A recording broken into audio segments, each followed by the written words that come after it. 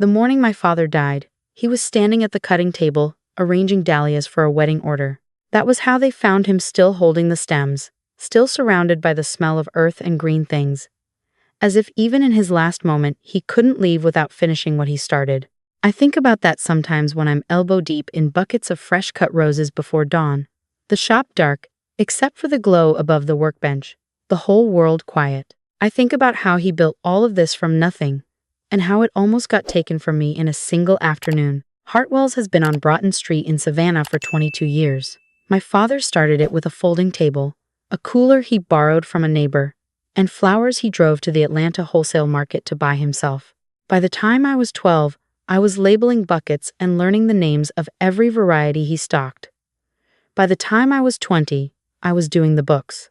By the time I was 28, I was managing the floor while he handled wholesale accounts, and the two of us had turned that narrow storefront into something the Savannah Morning News called the city's most beloved neighborhood institution. We also rented the event space next door for private parties and small weddings. On a good month, we cleared $40,000 in combined revenue. On a bad month, we covered payroll and went home tired but not worried. Dad died 2 years ago. Cardiac arrest. No warning. No goodbye. He was 59 years old, and he had been meaning to schedule a checkup for 6 months. The LLC he'd set up for the business left 60% of ownership to me and 40% to my mother, Patricia, whom he had loved completely and without reservation for 31 years. He always said the split was deliberate. He wanted me to have control, but he wanted Mom taken care of. He trusted us both to be reasonable. He had not accounted for Douglas. My mother met Douglas Whitfield at a grief support group 8 months after Dad passed. I want to say something charitable here, because she was lonely, and she was lost, and I understood that. Douglas was attentive and confident in the way that some men are when they sense an opportunity. He wore sport coats and talked about properties he'd developed and deals he'd put together. And my mother, who had spent 3 decades beside a man who came home with soil under his fingernails and pollen on his collar, found something appealing in that polish. They married 14 months after Dad died. I stood at the ceremony and smiled because she asked me to, and I kept my reservations to myself because I thought I might be wrong about him. I was not wrong about him. The first sign was small. Douglas started referring to Hartwell's as Mom's shop, even in conversations where I was standing right there. Not your shop, not the family business. Mom's shop. Like my 60% and my 22 years didn't exist. The second sign was that he started asking questions about the lease, the revenue, the event space bookings, the wholesale accounts, not casually, specifically, taking notes on his phone, while Mom poured him coffee and smiled at me like she wanted me to be happy that he was so interested. The third sign was the appraisal. I found out about it from Diane, our florist who had worked for Dad since I was in high school. She called me on a Tuesday afternoon and said a man had come into the shop asking to look around, measuring the square footage of the event space, asking about foot traffic. She thought he was a commercial tenant inquiring about the rental, but something felt off. I asked her to describe him. She described someone who was not Douglas but who had handed her a card from a Savannah real estate brokerage. I did not call my mother. I called our business attorney, Helen Marsh, who had helped Dad set up the LLC and who had known our family for 15 years. I told her what Diane had told me. Helen was quiet for a moment, and then she said she needed to pull up the operating agreement and call me back. She called back in 20 minutes. Her voice was careful in the way that lawyers get when the news is bad but not yet catastrophic. She reminded me of something Dad had insisted on when he structured the LLC, a right of first refusal clause. It meant that if any member of the LLC wanted to sell their ownership stake to an outside party, the other member had the legal right to purchase that stake at the same price the outside buyer was offering before the sale could go through. Dad had put it in because he told Helen at the time that he never wanted strangers owning a piece of the shop without family having the chance to keep it together. Helen told me to find out what was happening and call her back as soon as I knew anything concrete. I found out 3 days later, not because my mother told me, but because Douglas left a folder on the kitchen counter when I came to the house to drop off some of Mom's personal items she left at the shop. I wasn't snooping. The folder was open, sitting beside the coffee maker, like it was a utility bill. I saw the name on the top page, Bloom and Chain Holdings, a franchise company that operated 16 retail locations under the name Fresh Plus Floral. converting independent florists into a standardized brand format. They had offered $220,000 for my mother's 40% stake in Hartwell's LLC. I stood in that kitchen for a long time looking at a folder I had no right to read and every reason to. There was a letter from Douglas to the buyer confirming that he was authorized to negotiate on behalf of his wife, Patricia Whitfield, under a financial power of attorney she had signed 6 months earlier. There was a signed letter of intent. There was a projected closing date, 9 days away. I took a photo of every page on my phone, put the folder back exactly as I'd found it, and drove back to the shop. I sat in Dad's old chair in the office, which I hadn't moved or replaced or done anything to except occasionally put my hand on the armrest when things felt hard, and I looked at his photo on the wall. He was standing in front of the shop, the year they repainted the exterior, holding a bucket of sunflowers and squinting into the light like it was too bright and too good to be entirely real. I called Helen. She told me what I needed to do. Under the operating agreement, once I was formally notified of the pending sale, I had 15 days to exercise the right of first refusal. I had not yet been formally notified because Douglas was clearly hoping to complete the transaction without triggering the clause. Helen said we could either wait for the formal notice, which might come too late, or we could send a letter today, asserting my awareness of the proposed sale and formally invoking my right to purchase. $220,000. I had a savings account with $60,000 in it. I had a line of credit tied to the business that I'd never fully used. I had a relationship with a community bank where Dad had done business for 2 decades. I called the bank and spoke with the loan officer who had attended my father's funeral. I explained what I needed and why I needed it in 9 days. He said he would see what he could do and called me back the next morning with a pre-approval. Helen sent the letter that same afternoon. She also made a call to Fresh Plus Floral's legal team, explaining that the proposed purchase of 40% of Hartwell's LLC could not proceed without triggering the right of first refusal held by the 60% member, and that said, member intended to exercise that right at the offered price of $220,000. She attached the relevant sections of the operating agreement and the letter of intent from Douglas's folder as evidence that the sale had been negotiated. I did not tell my mother any of this. I know that sounds cold. I thought about calling her every hour for the next 7 days.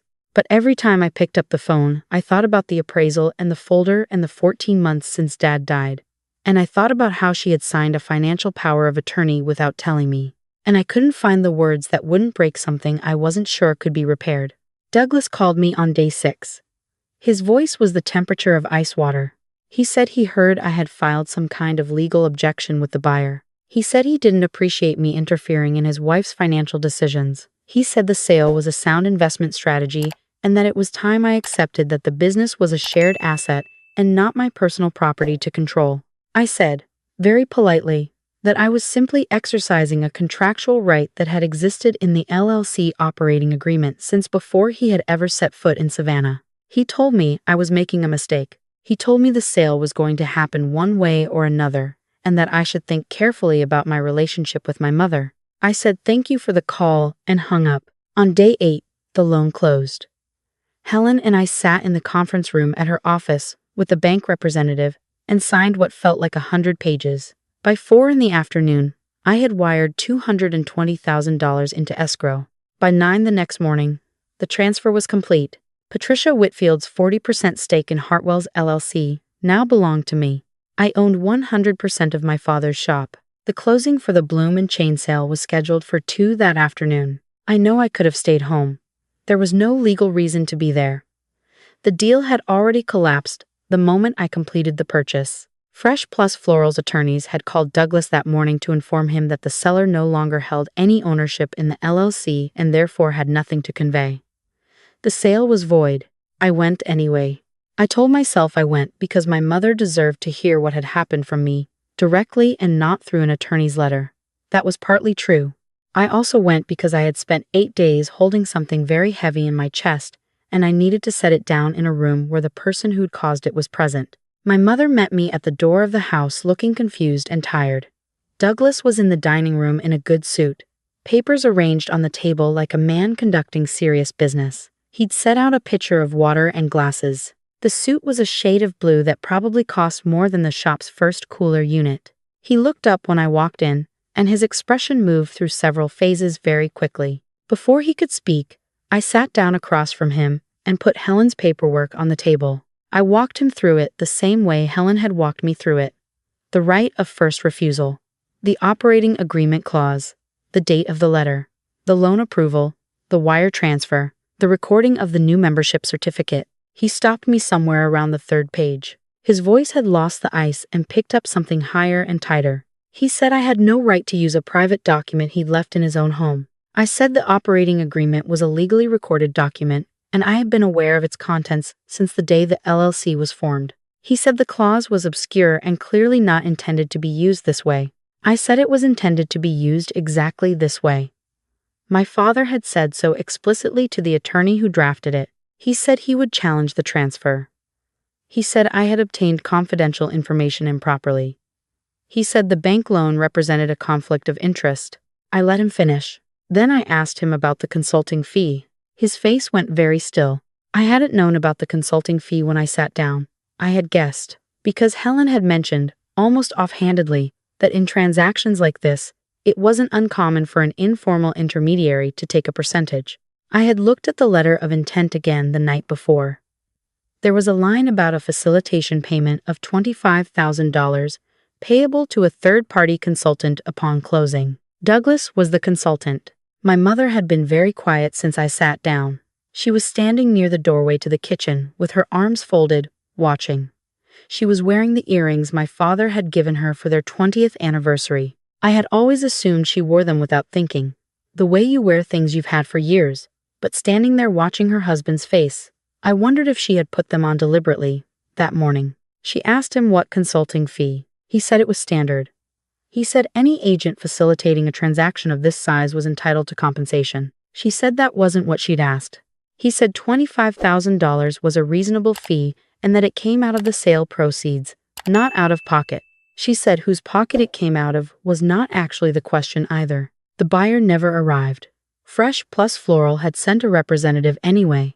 I found out later, out of professional courtesy, and he had apparently read the situation correctly from the parking lot and called the corporate office instead of coming inside. I had thought about what I would say at this moment for 8 days. I had drafted versions of a speech in my head during every drive to work, every quiet moment in the cooler counting inventory, every night lying awake, listening to the house settle around me. I had thought about telling him what my father had built and what it meant, and how a man like Douglas would never in his life create anything that someone else would fight this hard to protect. I didn't say any of that. I told him that he could explore whatever legal challenges he thought were available to him, and that Helen Marsh would be happy to respond to any correspondence. I told him that the shop was, and would remain Hartwell's, that the event space would keep booking weddings and birthday parties and baby showers, and that on Sunday mornings it would still smell like eucalyptus and freesia, and the particular green scent of water-soaked stems the way it had smelled since I was 12 years old. Then I looked at my mother. I told her I was sorry I hadn't called her directly.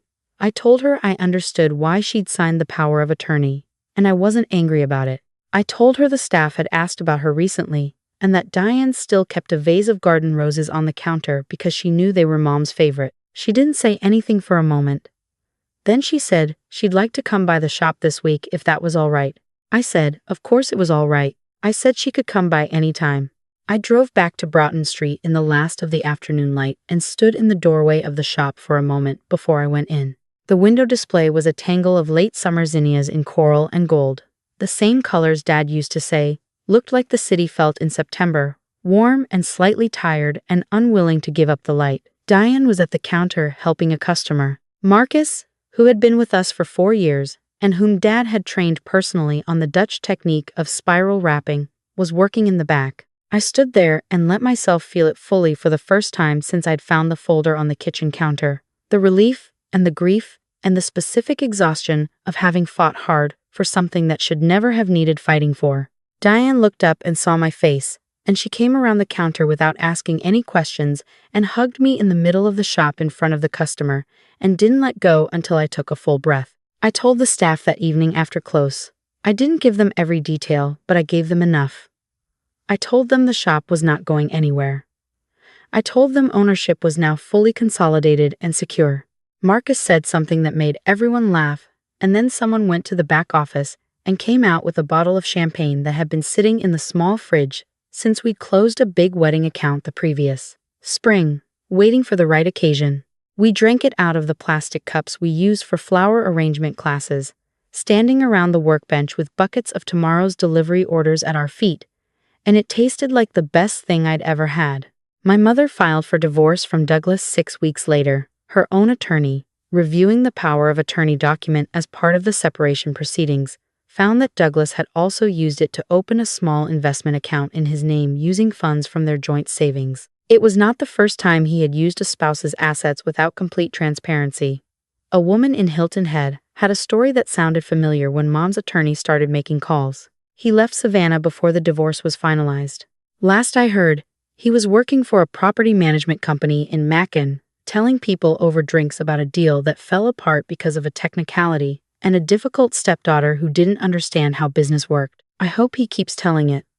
It's the truest account he's ever given of anything. My mother comes to the shop on Wednesday mornings now. She brings coffee from the place on Whitaker Street that Dad used to like, and she sits on the stool behind the counter the way she used to when I was a teenager doing homework on a slow afternoon, and she talks to the customers while I work. She learned the names of the seasonal varieties faster than she remembered, as if that knowledge had been stored somewhere and just needed permission to come back. Last month, she told me she was sorry. She said it simply, without preamble, standing in the middle of the cooler while I checked a delivery order. She said she had been so frightened of being alone that she had stopped paying attention to what was actually in front of her.